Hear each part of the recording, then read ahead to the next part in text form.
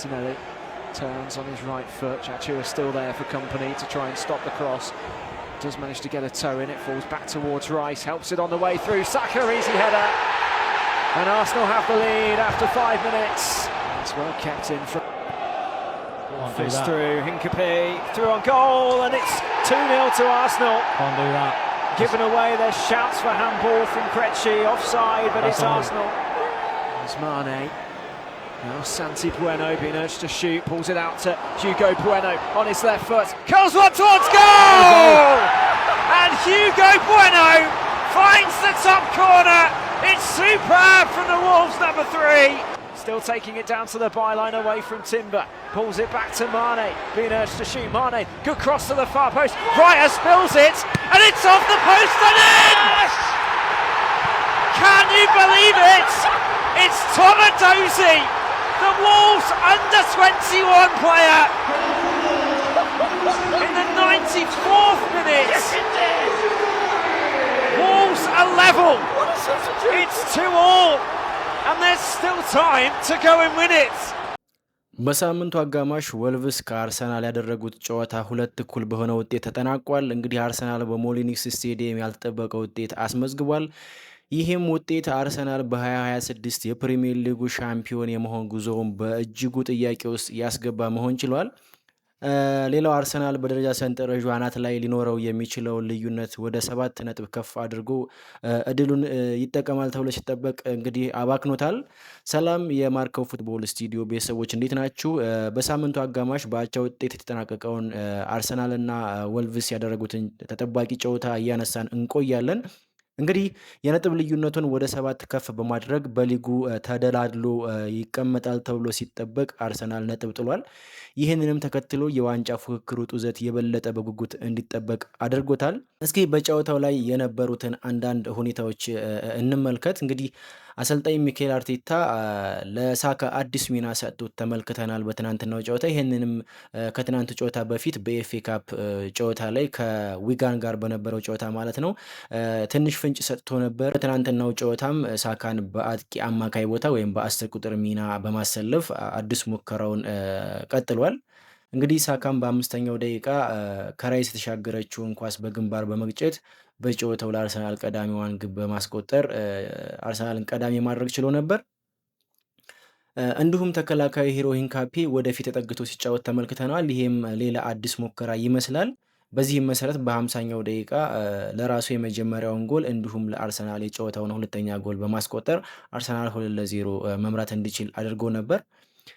እንግዲህ ሌላው የምናየው ነገር ሲጨዋታው ምን አይነት መልክ ነበረው የሚለውን ይሆናል።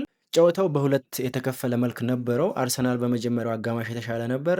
ከሳካ ጎል በተጨማሪ ሌሎች ጎሎችን ማስቆጠር የሚችልባቸው አጋጣሚዎች ነበሩ። ለምሳሌ ማዶዌኬ የሞከረው ኳስ በወልቭስ በረኛ ሲመለስ ማርቲኔሊ 2-0 የማድረግ እድል ነበረው። እንዲሁም የደክላን ራይስ ኢላማውን ያልጠበቀ ሙከራ ሌላው የባከነው የአርሰናል እድል ነበር። እንግዲህ በአርሰናል በኩል የነበረው የጨዋታ እንቅስቃሴ ያን ያክል ቀልብ የሚስብ ባይሆንም ወልቭሶች ጎል እስካስቆጠሩበት ድረስ አርሰናል ጨዋታውን የማሸነፍ እድሉ ሰፊ እንደነበር የተመለከትንበት ጨዋታ ነበር። ወልቭሶች በሁለተኛው አጋማሽ የተሻሉ ነበሩ። በተለይ ጨዋታውን በማፍጠን ወደ አርሰናል የግብ ክልል ለመድረስ ሲሞክሩ ያየንበት አጋጣሚ አሪፍ የሚባል ነበር። እስከ ጨዋታው መጠናቀቂያ ድረስ ያሳዩትም ከፍተኛ ጥረት እንግዲህ 1 ነጥብ እንዲያገኙ አግዟቸዋል ማለት ይቻላል። ሌላው በጨዋታው ላይ የተመዘገቡትን ቁጥራዊ መረጃዎች ስንመለከት እንግዲህ በወልቭሶች በኩል የተመዘገበው አጠቃላይ ኳስ ቁጥጥር 42% ሲሆን ቀሪው 58%ቱ አርሰናል ያስመዘገበው የኳስ ቁጥጥር ነበር። በጨዋታው የተደረጉት ጠቅላላ ሙከራዎች 15 ሲሆኑ 5ቱ በወልቭስ እንዲሁም 10ሩ ደግሞ በአርሰናል በኩል የተደረጉ ነበሩ። ጎል ሊሆኑ የሚችሉ ሙከራዎች ወይም ኤክስፔክትድ ጎልስ በሁለቱ ክለቦች መካከል ያለውን ዲፈረንስ ስንመለከት ወልቭስ 0.3 ኤክስጂ ነበረው። አርሰናል ደግሞ 1.86 ኤክስጂ አስመዝግቧል። እንግዲህ በሁለቱ ክለቦች በኩል የእድል ፈጠራቸውን ስንመለከት ወልቭሶች 1 ትልቅ እድል ብቻ ነው የፈጠሩት። አርሰናል በበኩሉ 3 ትልቅ እድሎችን መፍጠር ችሎ ነበር። ወልቭሶች ካስመዘገቧቸው ኢላማቸውን የጠበቁ ሙከራዎችና ኤክስጂ አንጻር 2 ጎል ማስቆጠራቸው አንዳንድ የአርሰናልን የመከላከል ድክመት በግልጽ እያሳየ ነበር። እንግዲህ አርሰናል በሊጉ ጥሩ የመከላከል ዲስፕሊን ያለው ቡድን ቢሆንም ከሳጥን ውጭ የሚደረጉ ሙከራዎችን የመከላከል ችግር እንዳለበት እየተመለከትን ነው። ይህንንም እንግዲህ በቅርብ ከማንቸስተር ዩናይትድ ጋር በነበረው ጨዋታ 2 ጎል ሲቆጠርበት አይተናል። እንግዲህ ትናንትናም በወልቭስ አስደናቂ የሆነ ጎል ተቆጥሮበታል። እንግዲህ የወልቭስ የመጀመሪያ ጎል መቆጠር የጨዋታውን መልክ የቀየረ አጋጣሚ ነው ማለት ይቻላል። ምክንያቱም እስከ 60ኛው ደቂቃ ድረስ አርሰናል 2-0 እየመራ ነበረ።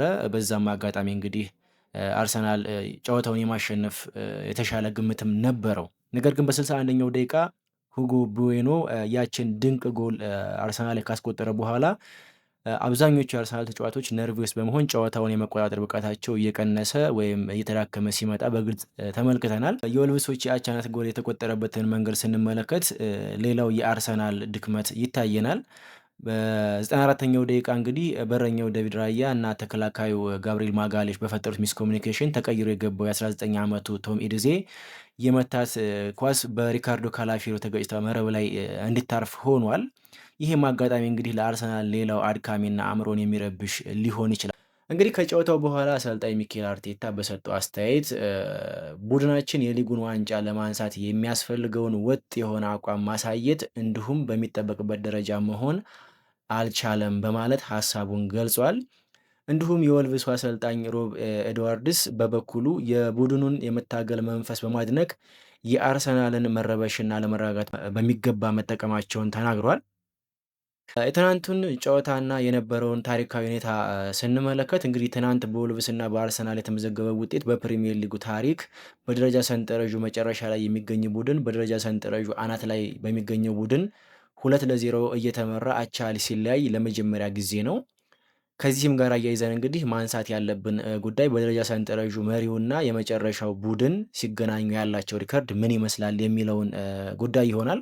እንግዲህ ከጨዋታው በፊት ፕሪሚየር ሊግ በኦፊሻል ገጹ ባወጣው መረጃ መሰረት በእንግሊዝ ፕሪሚየር ሊግ ታሪክ ከተደረጉት ከ13,000 በላይ ጨዋታዎች 42ቱ በደረጃ ሰንጠረዡ የመጀመሪያና የመጨረሻው ቡድኖች መካከል የተደረጉ ናቸው።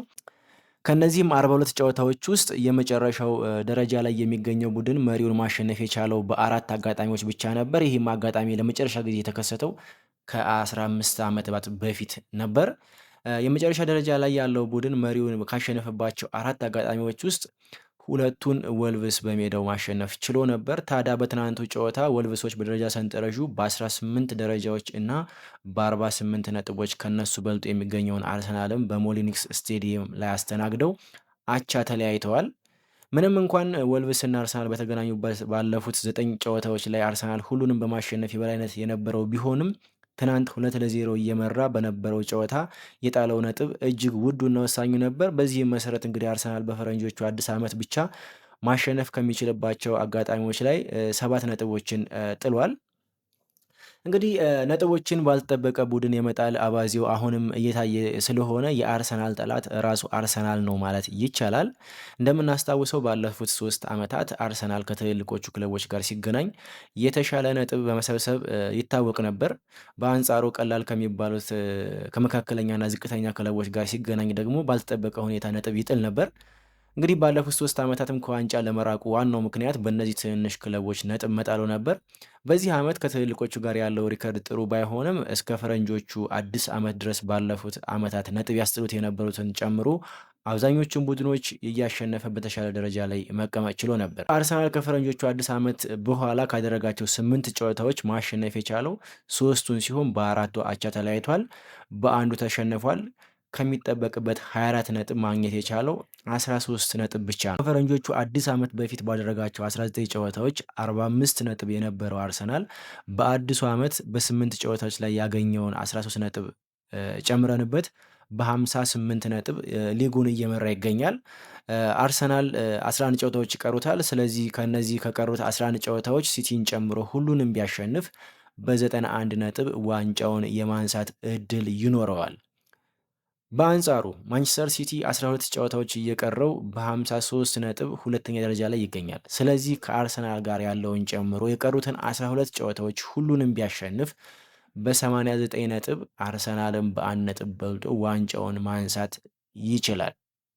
እንግዲህ በምሽቱ ጨዋታ ያየነው አቋም ከአርሰናል የማይጠበቅ ፍጹም ደካማ ነበር። ስለዚህ በቀሪዎቹ ጨዋታዎች ላይ ይህንን ድክመታቸውን አሻሽለው የዋንጫ አሸናፊ ይሆኑ ይሆን ወይስ ታሪክ ራሱን ይደግም ይሆን? ስለ ዋንጫ ፉክክሩ እና ስለ አርሰናል ምን ይሰማችኋል? ቻናሉን ሰብስክራይብ በማድረግ ሀሳብ አስተያየታችሁን አጋሩኝ። ስለምታዳምጡኝ ከልብ አመሰግናለሁ። Still taking it down to the byline away from Timber. Pulls it back to Mane. Being urged to shoot. Mane, good cross to the far post. Raya spills it, and it's off the post and in!